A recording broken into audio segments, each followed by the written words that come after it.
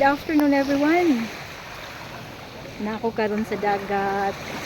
High tide ni karon. Nag-start ang high tide. Mupik ang high tide alas 4. So nagtubo pa niya ang tubig sa dagat. Kusog ang bawod kay siguro dili nindot na panahon. Nga na ko'y kauban diri nga baby girl.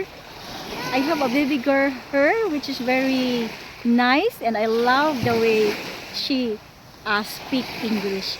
Hi B. Really, it looks like it's Boracay Beach. Ah, it looks like a Boracay beach. Wow, it's nice. It looks like Boracay Beach.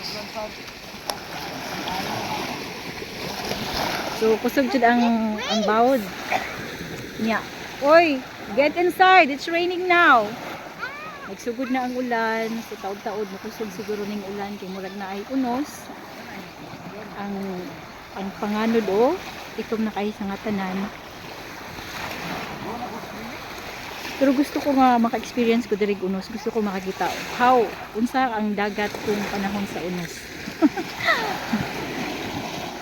Okay. Thank you for watching. Kay nag-uwan na. Musod na ko kay kusog ng uwan. Thank you. God bless. Bye-bye.